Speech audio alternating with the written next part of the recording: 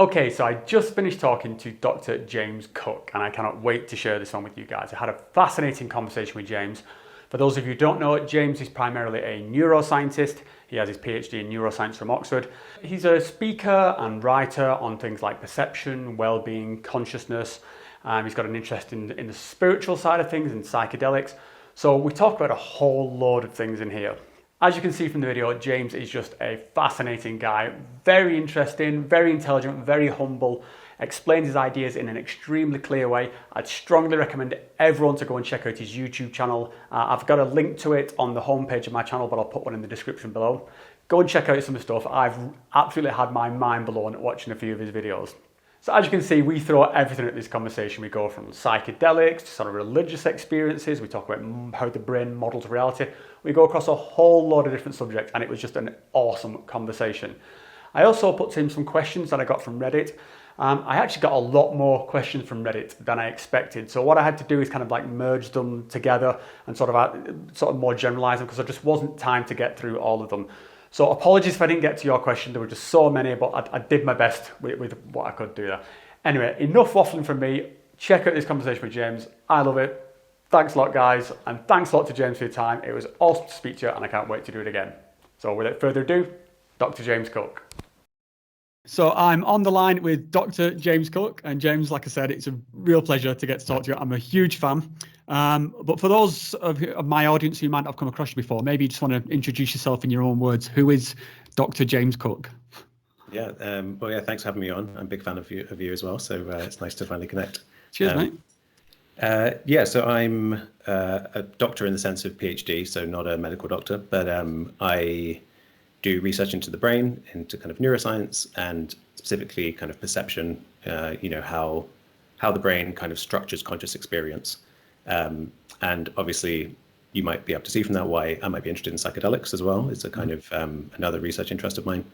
But I'm also someone who, I meditate. I have a kind of history of from quite a young age being interested in spiritual matters. So I'm kind of find myself being frustrated by the way that certain kind of spiritual things aren't seen as mainstream, and especially in sciences. If you say you meditate, people kind of assume you're trying to levitate or something, supernatural, and they don't talk to you about it anymore. So I kind of, for a long time, had this yearning to try and lay out a picture of how I think the natural world is in a way that you can say, this is why paying attention in meditation can lead to profound insights into the nature of reality, and it fits with neuroscience, it fits with biology, it fits with everything, and it, in a way that it's still profound. It's not a way that reduces it and makes it kind of go away, So I'm fundamentally, in my day job, I'm a neuroscientist, but my real passion, I would say, is trying to draw these links between science and spirituality.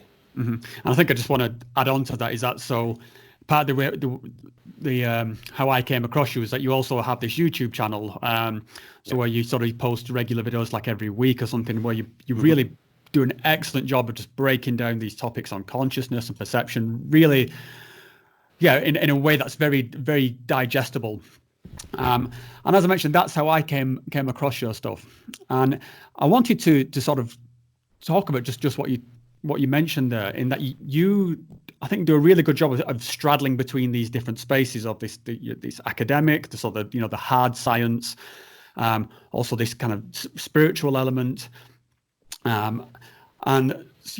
what's it like being across those two spaces? Because I've seen, we inhabit a few of the same places online in sort of subreddits and things like that, and I think I share your frustrations in that there's something here, there's something going, there is something is happening.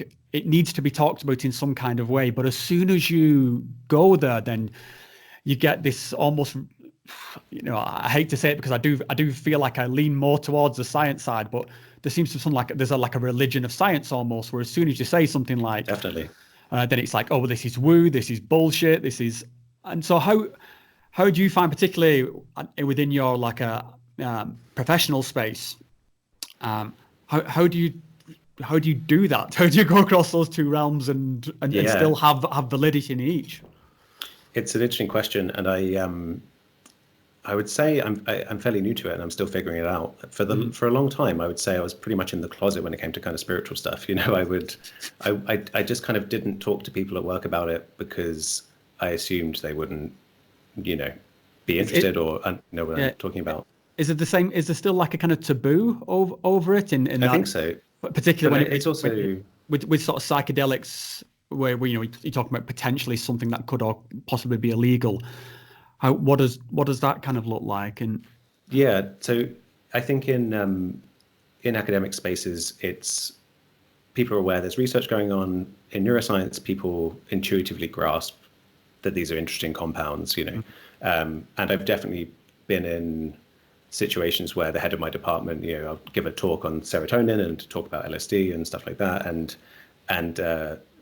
get a question from the head of the department being like, well, of course LSD has these kinds of effects, not, and in a way where they're not shying away from the fact that they've had experience with it. Right. So you do get that occasionally, but I would say generally, like when I started my YouTube channel, I heard from a close friend of mine at work that a few other colleagues had just inquired after my well-being, basically my mental health, because for the first time talking about these things, they're like, oh, has James gone insane? He's now he's talking as if reality or like life might be meaningful and profound, so that's mapped onto some kind of mental illness rather than perhaps there's something going on here to be inquired into, Isn't that bizarre though, that it's something, it seemed to be like a positive thing and a creative output, but yet it's instantly mapped onto it being something to be concerned about. Exactly. I mean, you've got to imagine a space of where people are interested in it's a very ego-based space, I guess. I guess science, and so. But yeah, I agree. The idea that you could be like, this person, they seem to be talking a lot about love, and they seem to be talking a lot about being aware and conscious. They must be like, that's something strange that we don't want anything to do with, that's mental illness. So at the moment, it's in the science space, I tend to keep them quite separate, but I'm also aware, part of what I'm trying to do is show a way of being a scientist or someone who's explicitly scientifically minded,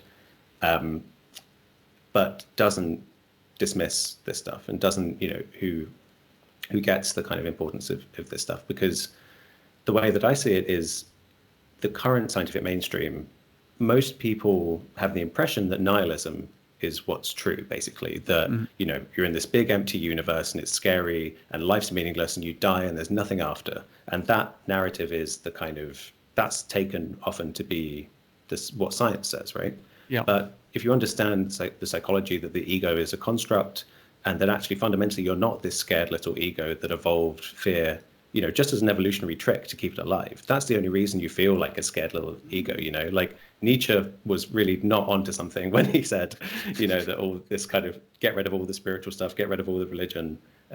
There's genuine, a scientific worldview is, I would say, is equivalent to the mystical worldview. Like science in the best hands of people like Carl Sagan, like these very inspirational scientists, they get, I think, a lot of the time that science is the modern language of mysticism. You can point to the vastness of space and you can have these experiences of kind of transcendent awe, and they're real. They're taking you closer to the way reality is. They're not like hallucinations or fantasies or wishful thinking. So I think when I kind of am in the more spiritual spaces, I'm at pains I worry, that people might think, oh, here comes a scientist. He's going to think this is all just some kind of hallucination. This is all, to be reduced and to be explained away. And so I'm really trying to put forward a way that you can be scientifically rigorous and be spiritual. And actually, I would argue that's a better partnership than being a nihilist and being a scientist. That has unexamined assumptions, basically, that spiritual stuff doesn't.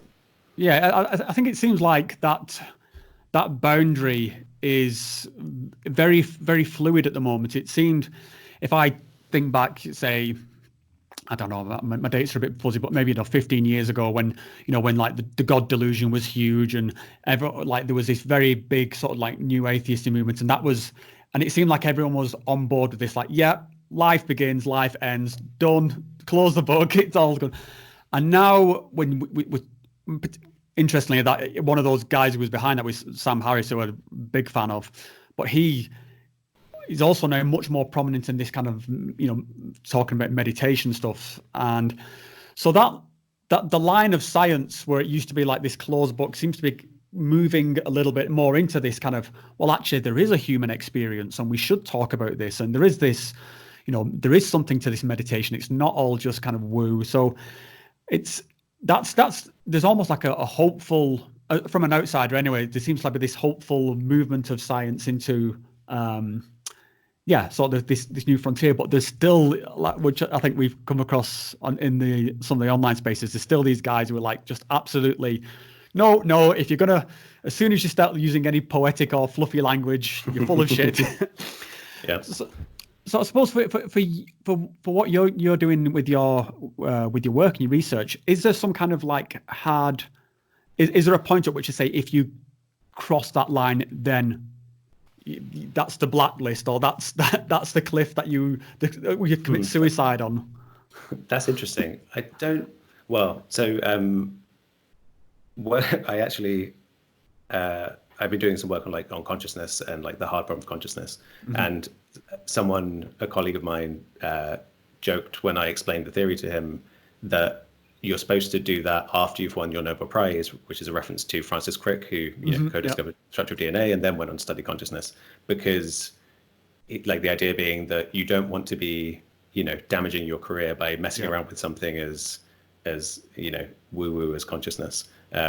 But I think that's changing. Francis Crick, and during that time, there was a real, it really was a kind of, seen as a taboo subject because there was so little grasp of what the problem was. Yeah. But now, a lot of good philosophical work has been done. There's a lot of, talk these days, new theories, panpsychism, that kind of thing. So it's on firmer footing now, Mm-hmm. than it used to be. So I wouldn't say science is kind of has anything where you're that's kind of taboo and you're blacklisted, but I do think psychedelics have really had to fight for the and I feel like if you were to try to, I think even just trying to get grants for psychedelic research is still, I think to people like us in the spaces we operate, we can see what transformations happened, how much momentum there is. There are these centers opening, there's lots of funding comparatively to what there used to be, but it's a drop in the ocean compared to mainstream science funding. It's still fringe. Yeah. But in our lifetime, I think we'll see this snowball, which is also actually to link this with the earlier point we were just discussing. I think the reason it's important to explain and defend spiritual insight from the perspective of science is that in our lifetime, lots of people are going to be having psychedelic experiences as part of just mainstream medicine. If you have PTSD, you might have to have some psychedelic therapy, because that's the only thing that works. It was seen as incurable before psychedelic therapy came along. And people with end of life, suffering with fear of death, with terminal cancer, and then they have these experiences where they're no longer afraid of death because they feel one with the universe. It's important, I think, that we have a kind of map to be able to say what's going on here, because I think a lot of people might just think, well, they'll just presume that what their experience is some kind of hallucination and it's not valid, and that they've just had some kind of fantasy. And that's why it's just, we're going to be forced to have this discussion, I think, publicly. We're going to be, thankfully, just confronted with all these wondrous things that are there under the surface if you confront them through psychedelics or meditation. And that's the other thing, this, the kind of, the way mindfulness is gaining popularity. I'm sure right now there are people vary in how talented, you could say, they are when it comes to things like meditation. And there'll be some people who picked up a meditation app, turned it on, sat down, and had some really profound insights, and may not really know what to do with them. May have felt them to be some kind of symptom of some mental health problem or something else. And so that's another reason. There's almost like a really benevolent ticking time bomb when it comes to people discovering the illusoriness of the self is the main thing that they'll discover with both these avenues, I think. But yeah. I mean, it's definitely. I think. Is it that because the research is sort of still quite new, and there's people talking about it being useful for things like PTSD or depression, but is it that it's just that we've not? Is that still anecdotal evidence? Would you say, or is this kind of finalized that this is actually the cure?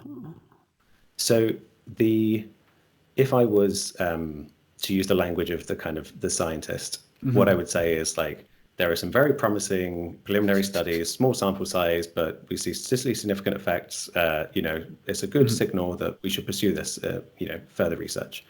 But we live in a situation where science has managed to convince us that it's the only valid way of gaining knowledge, and we've completely dispensed with wisdom.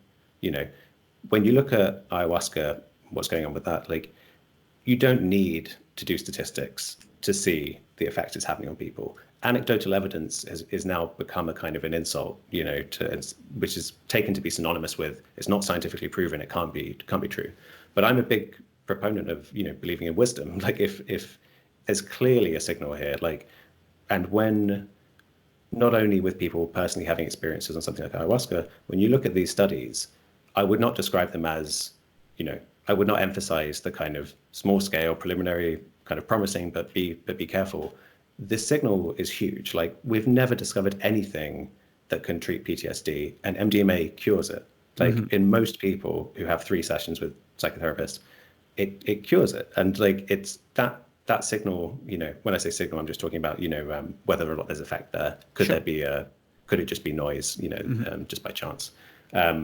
So no, I mean, I see it very much that plant medicine in general has been part of the inheritance culturally of all human societies, apart from people who live so far north that there were no plants there. And this is something that has always been with us until the modern world, when it was taken away from us, effectively, largely, a story of kind of domination through religion, of, especially with like conquistadors in Latin America, but also Northern European pagan religions, had all of their plant medicine suppressed by the church.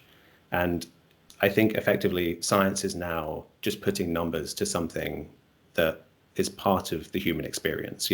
It's like it's like doing experiments on running being healthy for you.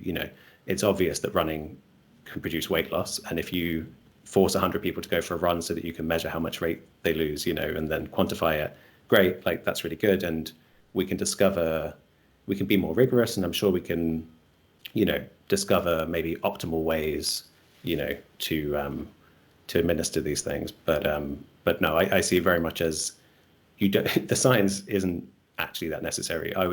If I had to say what was more important, I would say a political movement to get these things legalized, or just to make them accessible globally to people, and a community, a kind of a culture where people, can communally kind of help each other to heal, rather than it having to go through this really tightly regimented, scientific system, which is really tied up with the money making of the kind of, pharmaceutical industry, in a way that produces quite unpleasant dynamics that doesn't serve public health so much as profit.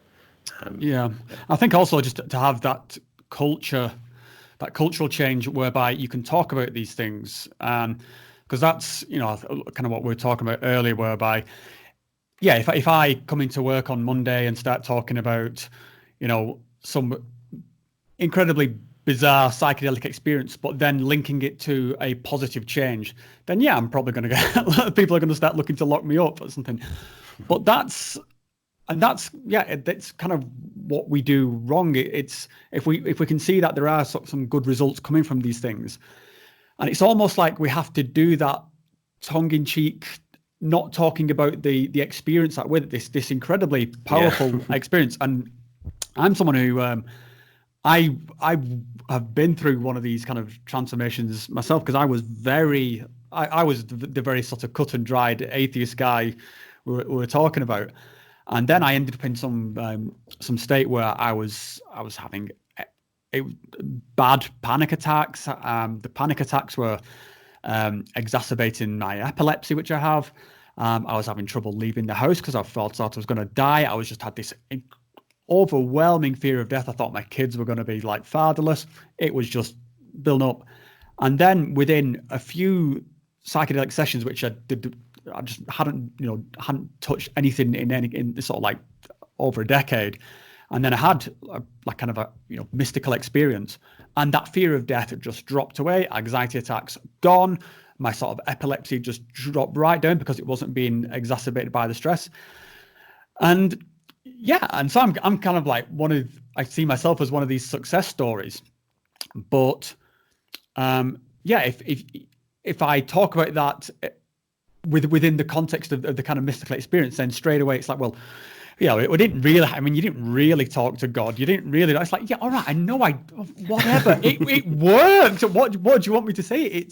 It's, and I think that's the kind of thing the hardline science crowd need to get away from. Look, something happens here. It works. Like, who gives a shit sort of thing. I think that's so most of the stuff that my primary interest has always been in a very particular kind of experience, which is this kind of unitive mystical experience of, you might say feeling one with the universe, or, you feel your sense of self drop away and that there's just an unfolding reality, and it's this benevolent, wonderful, liberated space. It's very it's a kind of Buddhist enlightenment type experience, and the core of what I'm passionate about is defending that. And because I basically think if you understand what that experience is and you have that experience, you see that is equivalent to a scientific description of the world, where there's just this unfolding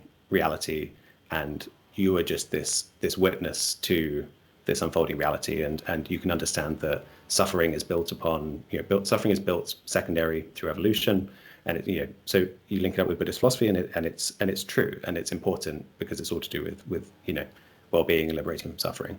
Now, there's a secondary interest, which is I just find more fun more than anything as well, which is the stuff you're talking about, the stuff that where you meet entities, and there's stuff that as a scientist I can't.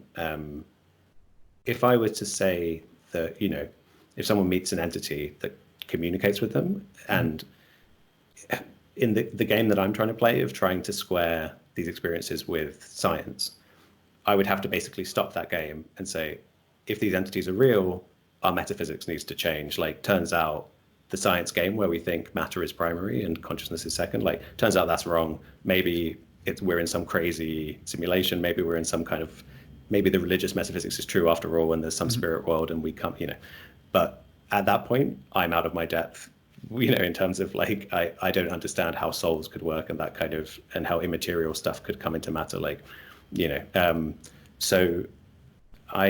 so that leads to an interesting thing, which is the first claim. I want to live in a world where someone could kind of come into the office on Monday and go, oh man, I took mushrooms for the first time, and I realized the wondrous situation we're in, where we're a piece of reality. We're like an eye opening in the universe, we're all just this manifestation of this wonderful underlying situation, and everyone in the office is like, yep, glad you finally realized, mate. It's great, isn't it? Almost like if you came in and announced like, oh, I got engaged at the weekend, and everyone everyone understands that experience. Oh, well done, mate. That's great. My first child was born. Well done. Oh yeah, I just had my first mystical experience. Whoa, go you! Exactly, and the person who comes in and they go, oh man, describing the situation you described, where they would say, oh, I don't know, I'm feeling stressed, I'm feeling afraid, I'm feeling fear, panic. Mm-hmm. And people would know. They would go, there's the brain mechanisms that want to keep you safe they're getting overactive, and they need to be balanced out. You need to be brought over to the more mystical side of things, where you forget, where you relax the fear, you relax all that stuff. And instead of the current situation, which is to take, us being, if we're all left anxious and afraid, most people, a lot of anxiety is, a huge problem these days, right? And we take that as normal. We think that's fine. It makes sense to be anxious. That's an okay kind of situation to be in. So instead of seeing that as there's a problem here, you need to get over to the having the mystical experience kind of thing. But then the other category is exactly what you said, which is if someone comes and they say they had an experience saying it's an experience that is like logically impossible. It just like doesn't make any sense at all. Itself, like it contradicts itself, like, you know, but believing that or having had that experience is beneficial to the person, then yeah, there's an interesting, at that point, I guess is what you're kind of referring to, right? Like, should that person just keep it to themselves, the thing that's, you know, the experience itself, and just focus on the healing side of things? And I'm not really sure. I think we're gonna have to see, you know, you're probably more in tune with this stuff, you know, being kind of linked up with the ayahuasca communities, as to how people work through this kind of stuff and how important it is for them to share these things. Yeah, well, I mean, I straddle sort of the two spaces myself, because, you know, I definitely, you know, I try and go on retreat like once or twice a year. So I'm kind of dipped in that community. But I also consider myself a fairly average, normal, you know, nuclear family, you know, wife, 2 kids, office job, 9 to 5. So, and that was kind of why I started doing stuff on my channel, is like, what works just for the average Joe like me? What works? Okay, so you can go all in, and, you know, I can grow my dreadlocks and whatever, and sort of, you know, cover myself in patchouli. But what works? And that's what I'm sort of interested in. And so when I get into sort of discussions with people and they say, no, well, is it aliens? Are these entities? Is it aliens, or is it angels, or is it a signal from another dimension? And I'm kind of like, I mean, and I get, it sounds a bit flippant, but I don't really give a shit in that aspect. I just care that it works, and that it works for my human experience, you know. And I say that's a bit flippant. I am super interested in it, which is why I want to talk to guys here. I'm interested to know the science. But if whatever way reality, which is something we can talk about later, because I mean, how you describe what is reality, but whichever way it pans out, it doesn't change what happened to me or this experience that I'm having. So I think people almost get too hung up on that. But just because I've asked on Reddit, and it is one of the questions that everyone wanted to ask you, what is your take on sort of things in terms of entities or consciousness being? Is it all just, you know? Is it in here? Is it some sort of external signal? What would be your sort of blue sky take on it? You can answer as a professional or as a psychonaut. Yeah, there's these days there's no real line between the two, I think, in terms of the answer I would give. So I'll just give my honest answer. So I think I've never actually tried to explain this, my kind of perspective on this before. So this may not come out very, very clear. But so I think the thing that I'm always struck by is so we usually have this sense of a self, of an ego, of James, some kind of, you know, identity, which you can realize is an abstraction. It's a thought, effectively. You know, in reality, I'm this kind of multicellular organism. I didn't will myself to grow these hands. I have these hands because of a lineage of primates that grasp things, and, you know, everything has this kind of forward momentum of evolution, kind of pushing us into becoming these creatures that we are, which is kind of fully dependent on the context. You know, I have eyes because there's a sun that has light, and there's nothing in me that isn't produced by nature. Basically, I grow out of the, you know, all of us, not just me. We all grow out of the world as features of the world. And so when, I think if one's having a psychedelic experience, you can perceive a lot of intelligent activity going on. Mm-hmm. And my take a lot of the time is what's happening there is the sense of self is dropping away, and you're being confronted with the intelligence of nature, basically. The fact that what you are is a kind of a point in space and time where it's not just this body. I'm not just this body. I'm constantly interacting with my environment. I'm a system that's taking in sensory stuff, and I'm putting out motor action. And, you know, when people reach for saying it's all vibrations, it's all energy, like, the thing they're pointing to is true. There's, if you look at the physics of life, or just understanding the world as a physical thing in general, there are no borders between things. It's all just one system blending into each other. So I think during a psychedelic state, you often are confronted with that, and you're seeing this astounding intelligence that's kind of just bubbling up that you usually take to be you. Like I feel thirsty and I grab a glass and I drink from it. But if I just observe that happening as a reflex, suddenly you're just witnessing the most incredible ripple of activity in reality. And that's astounding that just happens, and everything's like that. Everything we are is like that. All of our perception is just being structured by our brains without us willfully doing it. So a lot of the time, I think that's what's going on.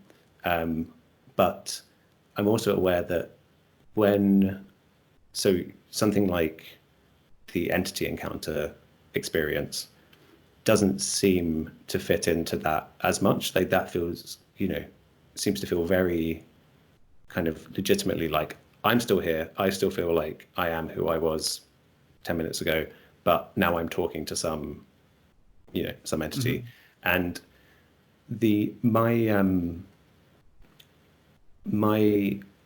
so I'm open-minded to the possibility that everything we know is wrong, basically. I would say I'm like 90%. If I had to bet my life on it, I'm like 95% on the camp that it's your brain, and it's the world that we understand through science is basically right. And there's a lot going on in you as a system that produces these incredible conscious experiences. But there's like a 5% part of me that's like, well, right now I could wake up right now and be an insect on Mars that's just like, whoa, I had the craziest dream that I was a human on Earth, and there was this whole history. I knew about the Second World War, and like I could tell, it seemed so real. It was a whole universe. And then my insect partner's like, well, that's a crazy dream, but now let's get on with our life. And it could be that, like, there's no way to rule that out, and you have to kind of understand that could be the case. That could always be the case. So whilst I do think we have good reason to believe the brain is capable of producing these kinds of experiences, I also think that, well, I said we have good reason to believe that. We have good reason to believe that just because we know that the brain produces this experience of a world. You can't directly see an objective reality, but it kind of conjures up this conscious appearance of a world. So we know it's the kind of thing the brain can do. But I think most neuroscientists, if they knew what these experiences were like, a lot of people would turn their attention, their research agenda, into figuring this out, because the kinds of entity encounters people have do not fit into how we think about hallucinations. People are right to be struck by the fact that they seem to be still themselves, still having their internal monologue, and there's something else communicating with them in a space with other activity going on. There's just so much content in these experiences that if it's possible for the brain to run all these different things at the same time, that's astounding. Like no neuroscientist currently knows that that's possible, basically, for you to simultaneously use your language centers to do the talking to yourself that you always do when you're thinking, and simultaneously hallucinate another thing talking to you, and have this visual thing that corresponds to it. Like, so do you think maybe that it's something, what you were talking there about, sort of this kind of like primordial humanity that's given rise to you in that you had this lineage of ancestors. Do you think that maybe that what this entity situation might be is that this modern firewalled sort of human that we are today is just so far from the primordial stuff that when you take these compounds and those kind of firewalls just break down, and it's kind of, I don't want to get into the sort of trap of like the untapped 90% of human potential, but just even stuff that's been put into the kind of into the archive or into the sort of the recycle bin of of consciousness, because we get so walled into our little modern existences. Exactly, yeah. So maybe that's one of the ways it seemed to me, in that it just seems so vast, and the literal awesome when you're there, in that yeah, it's seems like this other realm, and I think that's it's almost like when you talk about like these entities, is it just in your brain? As though it's a disservice to make that seem like the mundane option, like, oh, it's just in the brain. It's like, well, that's incredible then. If the only thing between my conscious experience and transforming pyramids on Mars that is a chemical, then that's even, how did that evolve? What brought that about? Yeah. Actually, you've just prompted me to think of maybe a better way of saying what I was trying to say at first, which is that so when someone has this experience, they will often say something like, "I couldn't have imagined that. I couldn't have dreamt that up. Right? That's beyond me. Like I couldn't have produced that." And they're right. The I that's the voice in the head, that's the one that's concerned with day-to-day functioning, that's quite mundane, that's like, oh, got to go to the shops, oh, I'm a bit worried about that thing. Like that voice, that isn't capable of producing any of these experiences. But there are whole parts of yourself, like, regions of your mind that never get tapped, like they're because you are not the voice, there's just this whole landscape of other stuff going on underneath that you have no need to tap into. We evolved to survive, and as long as you're surviving, especially in the world, if you live in the West now, there's enough food, and you can have, a lot of people have shelter, that you don't have to. You're not pushed into states where you're going to plumb the depths of what's truly in your mind, right? So I think when people say there's no way I could have come up with that, I think that they're right, and that kind of might point to exactly what you're saying, that it's hidden in there somewhere, basically. But I think that's something that people are also kind of worried to go towards, because that would then suggest there's something that there's this kind of archetypal imagery. I think you use the term sort of dormant imagery, something that's just hard coded into us, so that average Joe like me, I'm sat there, I do my office job, I take these things, and suddenly I'm seeing Illuminati symbols and Egyptians and Inca pyramids. So I suppose that coming back to the sort of the scientific point of view, it's like, is there any sort of mechanism as why is it that people are seeing these same kind of things, and this same kind of imagery pops up as if it's hard coded into us? Is there a basis for that you're aware of, or? So I'm currently have a paper coming out on a kind of, it's a theory of psychedelics and specifically the kind of role of the serotonin 2A receptor, which is the one that tends to be activated by psychedelics. And it's effectively what we're talking about now, which is that there might be some kind of dormant program inside humans, very much in terms of like archetypes, and so I can't talk about it too much until it's published. But one thing I can say is, when you refer to the eye, right, an eye on, like you said, on a pyramid, that to me was actually the fact that eyes and hands are so readily available in these experiences. If you just look at psychedelic art, eyes are everywhere, right? Yeah. And the kind of hand of Fatima with the eye on it. I think that's a clue that that this is.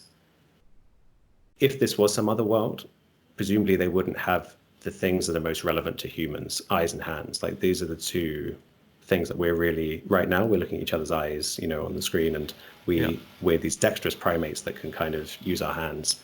To me, that's a very strong signal that this is something in the brain that's a kind of an innate program for being a human, basically. And if a fox took, DMT, they would probably go to a world where there were kind of teeth and orange fur, and I think it's more plausible when you consider the eyes and the hands. It's more plausible that this is something, this is a kind of latent program in a human, rather than a universe that happens to have lots of eyes and hands everywhere. Yeah. The sort of word program, that's something that sort of resonates with me, because that's something that tends to jump out at me whenever I'm having particularly one of these like mystical experiences, which it almost sounds contradictory, but it always comes to me that there's some kind of like truth, or some kind of like the math of the universe seems very clear. Like there's some sort of harmonious code that becomes available for these brief seconds. So Yeah, I'm not sure where I was going. But I agree. That's exactly what you'd expect if there was some code that was important for human life. If you were tapping into the program of like, what is life about? It's like eyes are important. Love is important. You know, these are the signals we need to latch onto to survive, basically. Yeah.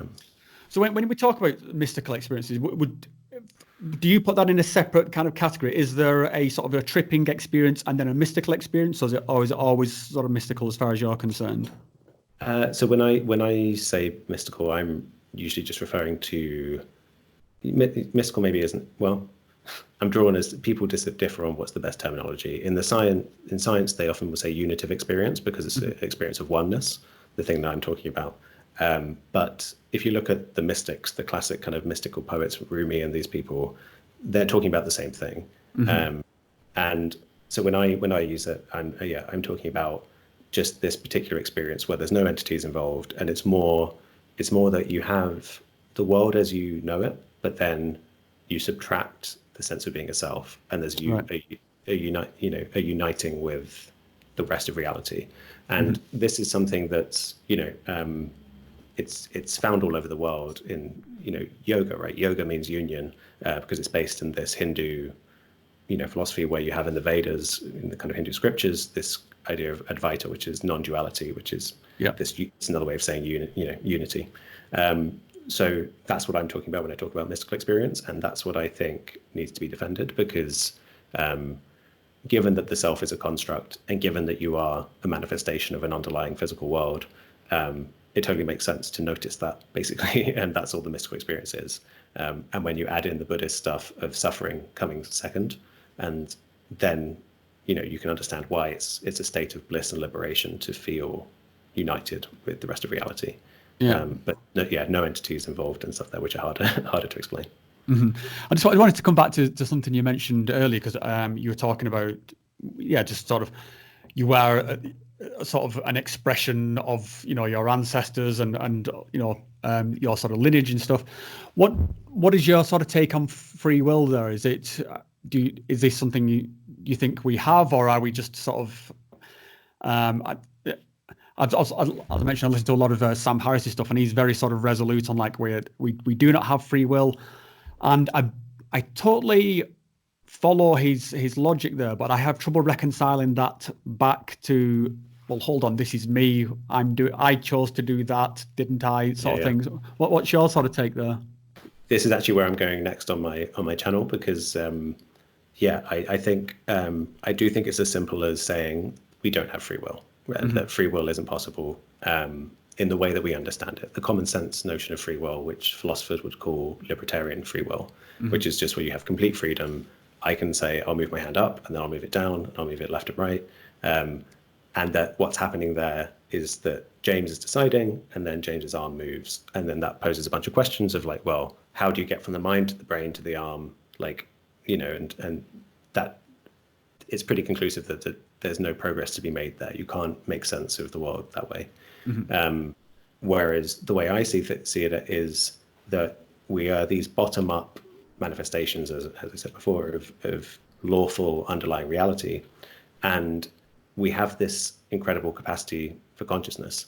And so what you can to notice that free will is an illusion is it can precipitate the mystical experience that I was talking about before, this kind of sense of, as I'm talking right now, I can actually notice that the words are coming out based purely on the context of you've queued this up, by asking these questions. Now I'm just unloading, kind of what I think, and I don't have to think about what I think. It's just coming out, right? And so as I'm talking, there's this sense in which there's just this witnessing, there's this space of consciousness, and these words are appearing in it.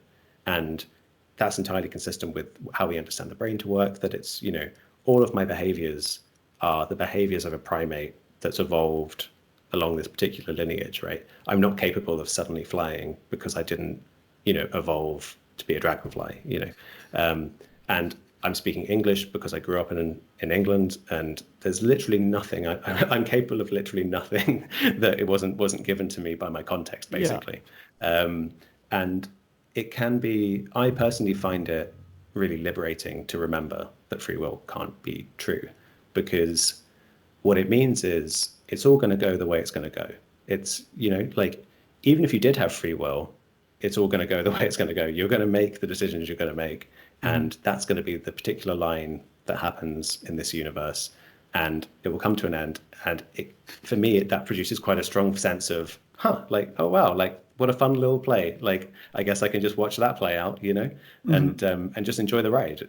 So for me, it produces a very strong sense of there's nothing to kind of ultimately worry about. You know, I was raised Catholic, and that produced a state of kind of a feeling that the universe was ultimately meaningful in a really horrible way, that there's this, like, there are these laws written in the universe, and if you trespass them, you're going to be burnt forever, you know, like this big, yeah, like hardcore Catholic sort of upbringing. Well, not really so much as my parents were just kind of lip service, but I was an overly conscientious kid. So, and from an early age, I was interested. I felt I really had to figure out what was going on in reality. And so when I was handed this metaphysics of there's this God, and he'll, you know, if you're starving on the street and you steal some food, he'll burn you forever. All the other kids just went, whatever. But I was like, sorry, what? Like, that's the most important thing anyone's ever told me. Like, shit, I need to figure this out. Yeah, and it was actually kind of stressing over that stuff that precipitated my first kind of mystical experience, basically, where I just tied myself in knots so much trying to work through how I could believe in this God that gave me no evidence to believe in it, but it was going to torture me, but it was benevolent. And I just got so stressed that I just stopped thinking. This was about 13 years old. And then I just kind of looked up, and everything was just blissfully tranquil.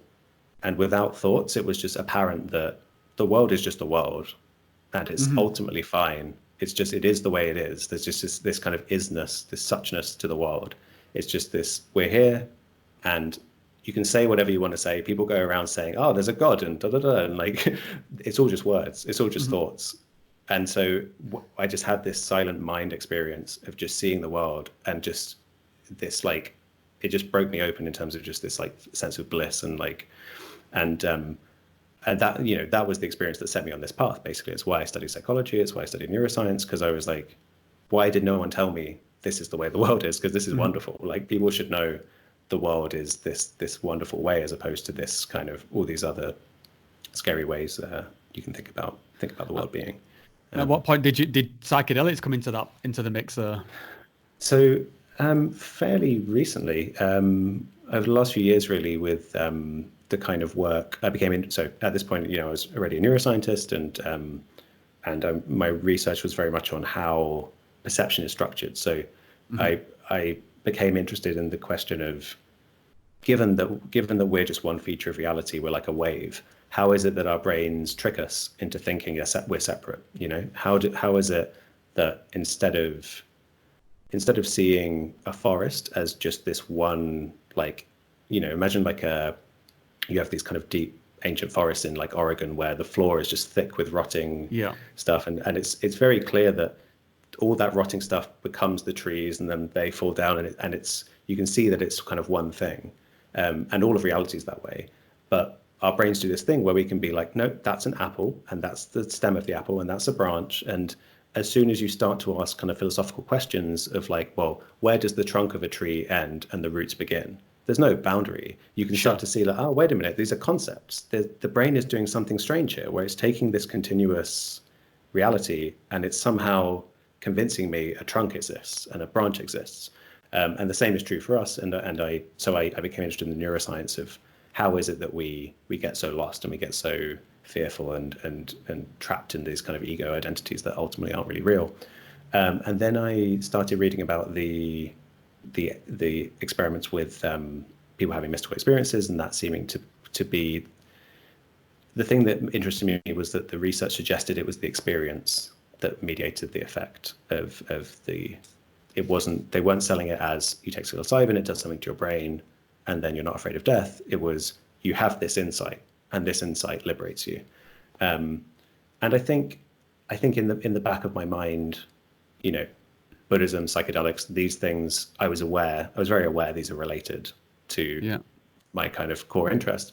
And I think at that point I became aware that people who were interested in psychedelics as well were people who were on a similar wavelength, people who had had similar experiences. I just happened to have mine through kind of extreme stress, basically, rather than through psychedelics at first. And that's what kind of led me into seeing if. So I guess psychedelics for me also represents the possibility to democratize spiritual insights. I don't want to live in a world where you have to put a child through extreme stress through, like in the way that I had to go through in order to have these insights. I'd much rather someone could take off an afternoon. If you're someone who's been lucky enough to have a really pleasant childhood, you live a mundane life, and your main concern is that life feels a bit boring, and then you're you're having a midlife crisis.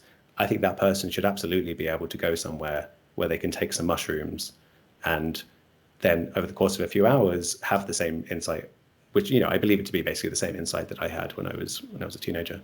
Yeah. And so that it's a way of kind of democratizing and spreading these insights, I think. Yeah, the sort of the thing you mentioned earlier, the kind of the trunk of the tree and the apple and the stalk and stuff. Is that something you think we're capable of changing? Is this just the way we're locked into our sort of the way our brain models reality, which I know it's something else you cover in your channel? Is that this what we call reality is actually just a model of reality? It's and then you could sort of make well, is it any more or less real than the psychedelic experience? What's real, and you can go down that hole. But is there a potential there for change, or are we stuck with this? Or yeah, no, I think there's huge potential for change. Meditation is entirely about this. Meditation, by just paying attention, you can modulate this process.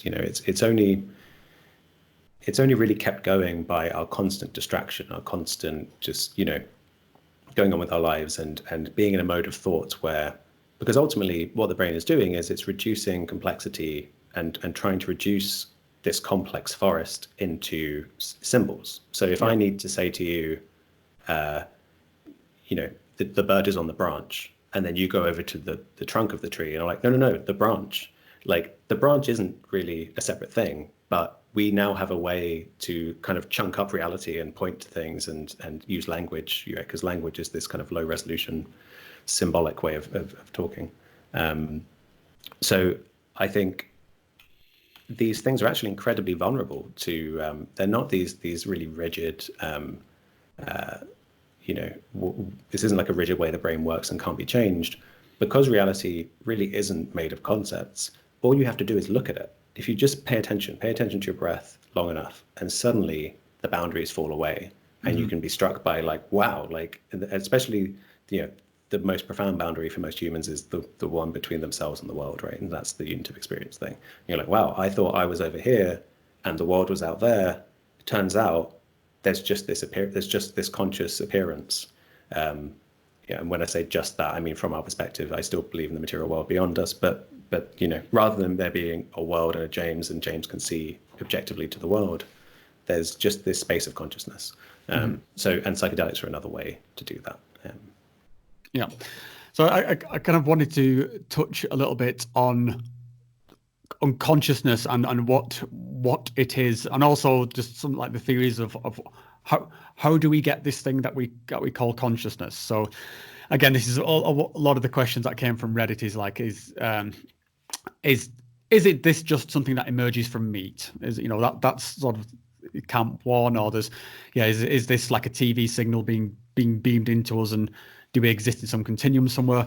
But then there's something which I only came across recently. When I first heard it, I kind of railed a bit against it, but the more I've read into it, then the more, I wouldn't say I'm leaning towards it, but the more plausible I sound, which is this thing called panpsychism.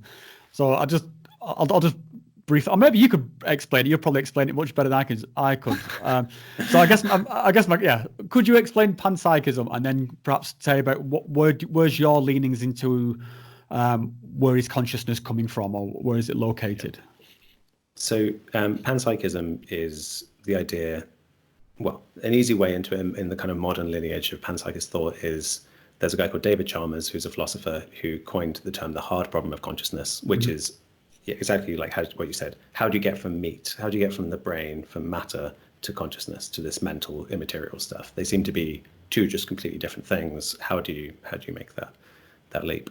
And he basically says he tried loads of different models and none of them worked. And he basically came to the conclusion that maybe none of these models are working because there's an assumption here that you have material first and then consciousness emerges.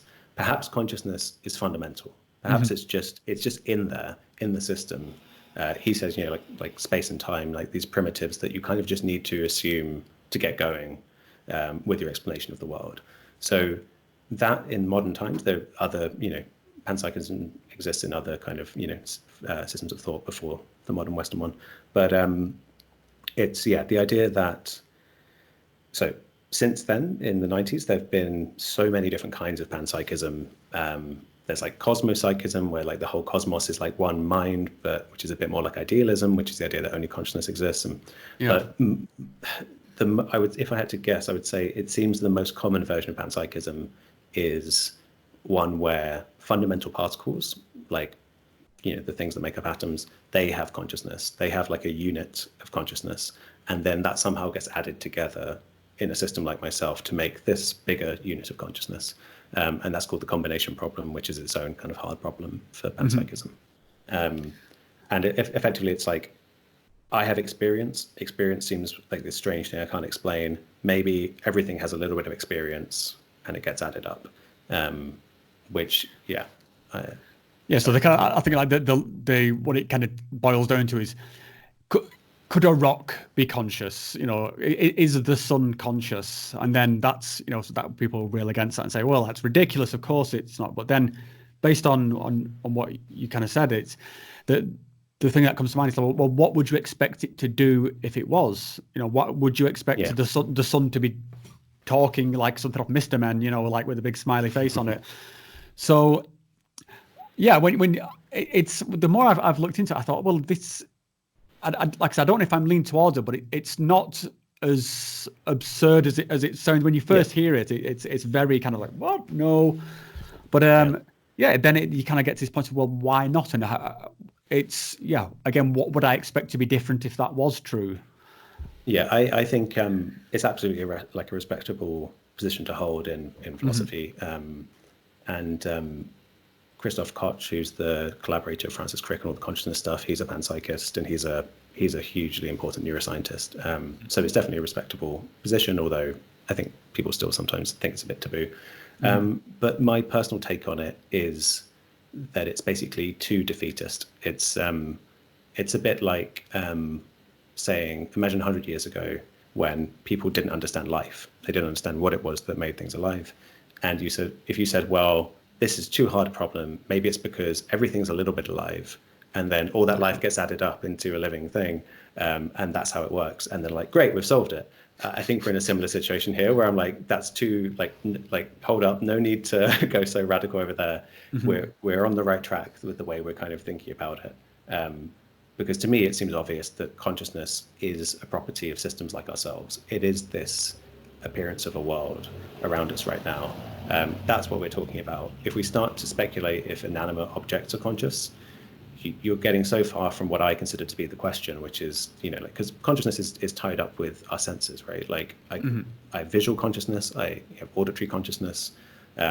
All my senses are, linked to these conscious experiences. Clearly, that's an important part of it. And if you start saying an atom is conscious, well, where are its senses? What's what's the analogy here? So I don't think panpsychism is going to turn out to be true, but it is a respectable, and it is an interesting thing to put forward as well. So what's your, if you had to sort of place a bet one way or another, where would you go? Well, so I actually have a paper that's currently in the process of being published, where I lay out what I think to be the case, and I'm going to be irritating and say you're not allowed to talk about it until it comes out. That's fair enough. But it's very much in the kind of scientific view that there's something about living creatures like ourselves that results in the emergence of this kind of experiential appearance of a world.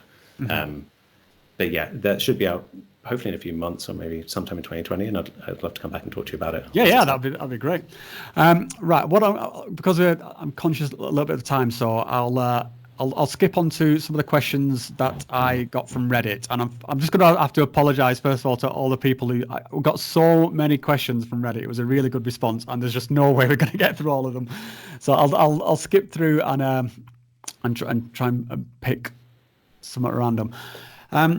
So yeah, a lot of questions were coming about like the healing properties of psychedelics, and I suppose let's think of a way to phrase this. Is it real, or do we think it's real? Is there some actual sort of neurogenesis going on here that these compounds are causing, or is it just a kind of a well-being, a feeling of well-being that makes us think we're better? Like, we kind of brute force our way out of depression just from pure happiness, that kind of thing, or is there something going on? Yeah, so I think the way to think about it is there's absolutely something going on, but it's best understood not in terms of reductionists, like these brain chemicals get turned up and down, or these brain areas get more and grow more.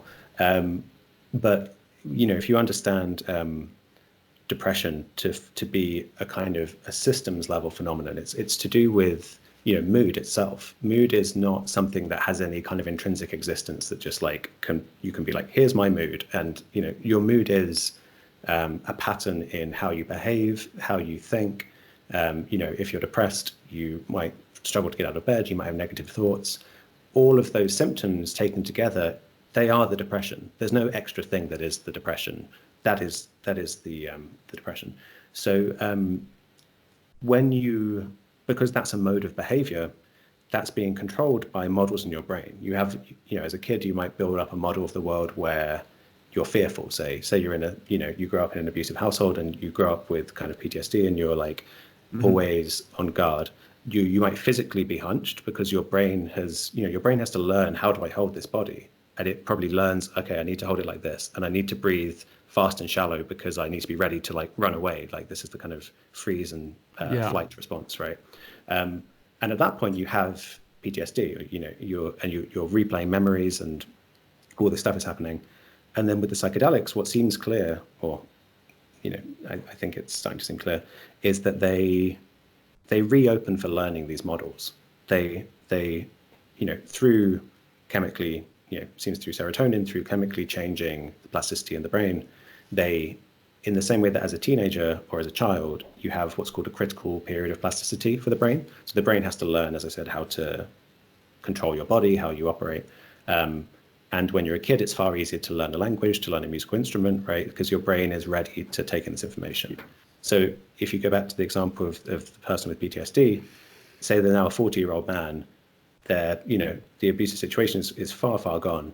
Perhaps they're in a good situation in their life. They've got a job, they've got a family, everything's safe, but they're still waking up with nightmares. They're still kind of carrying this tension. They have asthma because of this like clenched, posture. Then if they take MDMA or they take ayahuasca or they take, mushrooms or LSD, this seems to give the brain an opportunity to unlock those models, which is why you'll start to experientially perhaps replay these events, because the model is now basically, you're like running the software effectively. You can't just go in and change the hardware of the computer. You need to run the software. And in doing so, you can then update that model to basically be like, oh, apparently I'm in the Amazon with a bunch of lovely people who are sending me signals that we all just want the best for each other. And, there's this kind of, or perhaps you're in a clinical room with two therapists with an MDMA session, and you're receiving this strong signal of like, I'm safe now, and there's care here. Yeah. Then the brain, when the experience ends, can lock down that and go, oh, I've now learned I'm safe. And you've unlearned the fear, basically. And the same is true of depression. You might unlearn that you need to be in this constantly negative, perhaps you have a negative thought pattern that's driving you down into depression, or you have a fearful thought pattern that leads you to anxiety. All of these conditions seem to have a similar thing where the models in your brain are getting too overly constricted. So the healing seems absolutely 100% real. Yeah, that's very sort of similar to my own experience. When I sort of been on retreat and done ayahuasca, And one of like, one of the insights that came to me, and when I tell people about it, it's almost, well, that's not an insight. It's so obvious that it's duh. But I kind of realized just what you described, how tense I'd become just because I was so stressed from work or from situations. And I could almost like feel my body reorganize into a more relaxed state of being. And the message I was getting was just calm down, just slow down, just chill. And it was such a easy common sense lesson, but you need to kind of hear it in that, like you say, that environment where it's you're open to the message. It's a bit like, when there's somebody who's depressed and it's, oh, well, cheer up, you just need to cheer up, mate. Well, yeah, that doesn't work, but in some context it might do in the context of one of these healing ceremonies. So yeah. Right, I'll get to another question. Yeah, you kind of mentioned ayahuasca. Is ayahuasca something that you've done yourself? Have you done ceremonies? No, I'd be keen to try it, but I've not tried it myself. I think the body load side of it has been enough for me to think. It never seems the right time to go and vomit my my lunch up, and I've not bothered yet. But I feel it's almost my like due diligence in kind of talking about this stuff to really know experientially what it's like to go through a ceremony. Yeah, I'd love to hear your take on it, because I think the difference. I mean, first of all, with the body load, that was a big deal for me to get over. I was so retentive, and when I first was doing ayahuasca, I was absolutely.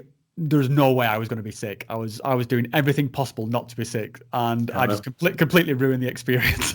And then when I finally got over it, it was, I had these absolutely magical experiences. But the interesting thing where I'd like, your take on it, well, but post once you've done it, is a lot with like your more psychedelics. It's a very it's a conscious experience, and so we tend to associate it with being up here or happening at this sort of head level. With ayahuasca, because of the body load and because there's this seems to be a much stronger emotional core to it as well, and you get people talking about I'm purging out my anxieties. So something's happening here, which has this kind of there's just this kind of much more all over body connection, and it's. It's kind of interesting. It takes psychedelics out of just the headspace into this all over space. So, I'd love to hear. I'm actually, for that reason in particular, I'm really fascinated by it, because I think something that's really missing from modern neuroscience and modern medicine is the understanding that we are fundamentally, first, we're a tube fundamentally. Our body plan is, food goes in one end and it comes out the other, and digestion is what keeps us alive, apart from breathing and stuff. And so fundamentally, we're organized around our stomach, and we're more that than our brains. Our brains and our heads are like these funny little protrusions that come out like a periscope to scan the environment to make sure we can digest safely. So as I described earlier with the kind of fear response, you kind of clench around your stomach and you carry tension in your stomach. With like PTSD and anxiety, and it impacts on digestion. And so many people have like unresolved like IBS and things. They don't know where it's coming from. It can be understood in this context of realizing that we are a full organism. We're not up here. We are this full thing. If we're anything, we're this full organism.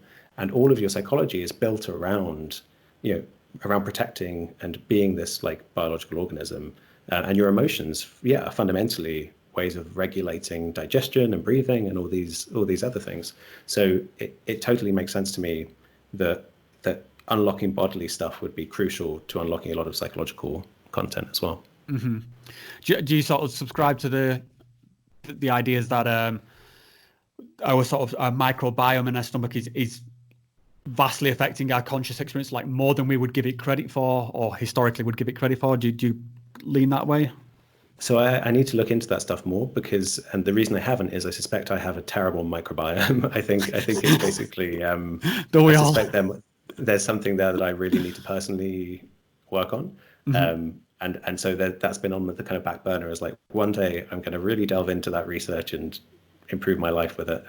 But from what I've seen, it seems like it definitely seems like there's some two-way communication. You have the number of neurons in your stomach you have the same number of brain cells effectively as a cat's brain. Like there's this whole second brain effectively in your stomach that's like semi-autonomous, regulating your digestion and things. So there's a lot going on there that we when we retreat into the mind, and we're brought up to be very kind of rational, like in the head kind of people in the West, and yeah, we definitely need to come back into the body a lot more, I think, for a lot of this healing stuff. Mm-hmm. I just noticed one of the questions I had here was talking about why do I keep seeing colours and geometry reminiscent of Hindu, Islam imagery and art while tripping on high dose of acid or DMT? And I think, imagine a mosque's colourful interior. I think this is something we covered earlier. You mentioned a lot about the eyes and the hands, and that's when you see these kind of like Islamic mosques, like the absolutely amazing ones. It is sort of like eyes layered together. So I think that hopefully that answers that question from Orgibus.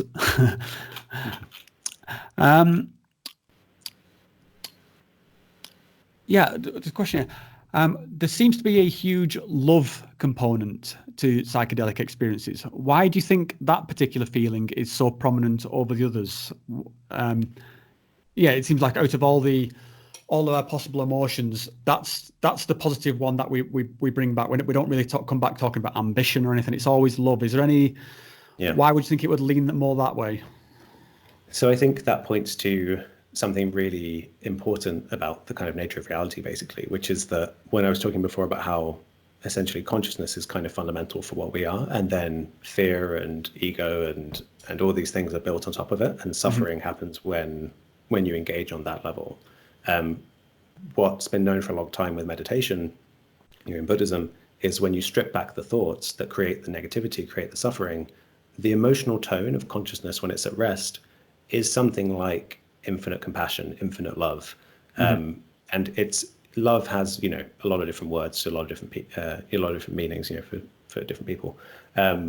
But the idea that at bottom, experientially, our minds consist of awareness, consciousness, and this felt state of love, which you might also describe as a kind of sense of unity or intimacy with everything. If you're just being aware of everything, you are fully coincident with it, you're fully intimate with it. And it's a sense of, love is also this sense of kind of that people who have taken psychedelics will probably know the kind of love I'm talking about, this kind of transpersonal, like it feels just like this is some kind of force in the universe and it's just there to be tapped into.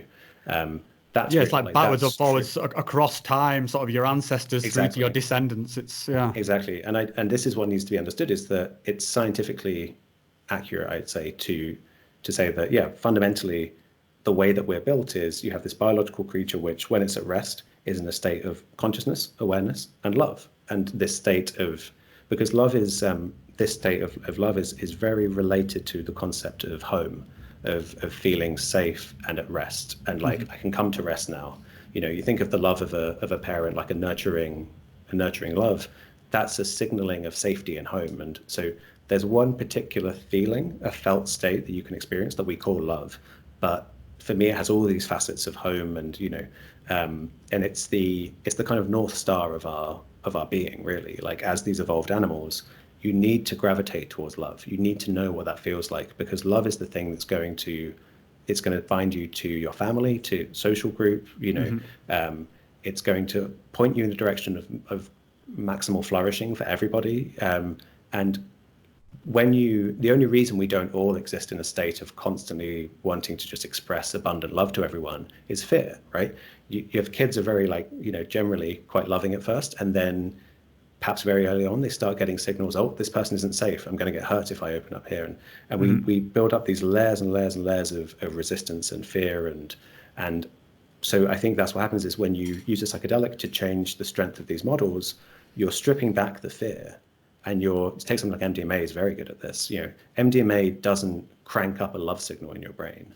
Love is not it's not like you have a shelf of emotions, fear and love and all the other ones, and they're all equals. Love is at the bottom, this set, the way in which I'm using love here, and then everything else is built on top of it. And so you strip those away, and hey presto, infinite love, basically. So like love is like the substrate then, basically. That's the sub. I would say it's the basic tone so consciousness is like, is feeling effectively. It's the kind of, it's experience, and the emotional dimension of that. The first baseline, the one that's there that you can't get rid of, is what we're calling love. And then that gets obscured. So this is still a picture where love arises through the operation of physical beings like ourselves. It's not something that, is an energy force that we tap into, but for beings like ourselves, it's the most important thing. Like as I said, I was raised Christian, and for, when Dawkins came out with his book and stuff, I was very much for like, like tell them how stupid they are. They shouldn't have, told me all that nonsense. But now I'm effectively, when I look at the New Testament and like, I see Jesus as a figure where I'm like, yeah, give me that guy and Buddha. And like everybody on earth should be following those teachings of just like love everybody, maximum compassion, maximum understanding.